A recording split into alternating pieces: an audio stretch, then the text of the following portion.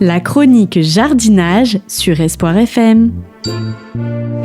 Animée par Marielle Breuil, maraîchère bio en Lot-et-Garonne. Le réveil du jardinier. Je regarde ma montre, étonnée. Il est 18h et il ne fait pas encore noir. C'est qu'imperceptiblement, le soleil nous offre chaque jour quelques minutes de plus de clarté et que ce mois de février nous fait entrevoir une prochaine sortie de l'hiver. De ci de là, la prairie se prépare à la floraison printanière et quelques véroniques offrent déjà quelques petites fleurs. Que le jardinier se tienne prêt, le mois de février signe le retour au potager. D'abord, préparer le jardin. Écarter le paillis des emplacements destinés aux semis précoces afin de laisser la terre se réchauffer.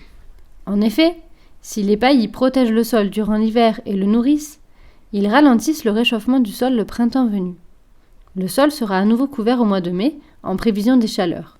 D'ici là, des paillis légers de tonte seront parfaits, riches en azote, afin d'aider au démarrage des cultures et au réveil de la vie du sol. Ail, fèves et pois, premiers au jardin.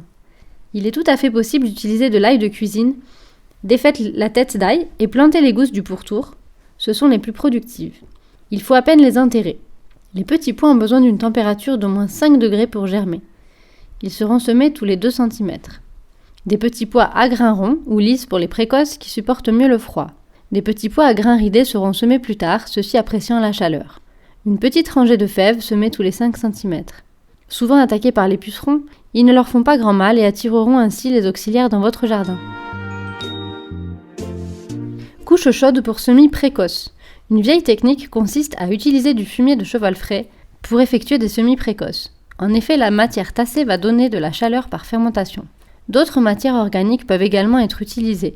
Brunes, riches en carbone, broyat de bois, feuilles mortes, foin, paille, et vertes, riches en azote, tonte, déchets végétaux. Le fumier de cheval a cependant le plus fort potentiel de chauffe.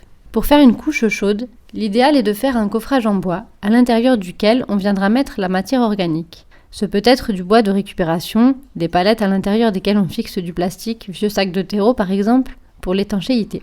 Le coffrage pourra être recouvert d'une porte vitrée de récup, d'un voile de forçage.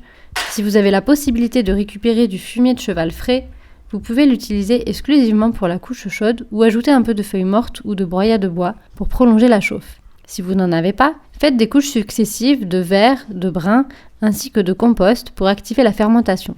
Le plus important, que ce soit pour le fumier ou les autres matières, est de tasser fortement et humidifier. N'hésitez pas à piétiner les différentes couches puis à arroser abondamment. En effet, il n'y aura pas de fermentation si le mélange est trop sec. Terminez par une petite couche de terreau sur le dessus et vous pourrez y déposer vos godets ou caissettes de semis. Laitue, choux de printemps, épinards, blettes, tomates. Attention, il peut y avoir une forte chauffe les premiers jours, à surveiller. C'était la chronique jardinage.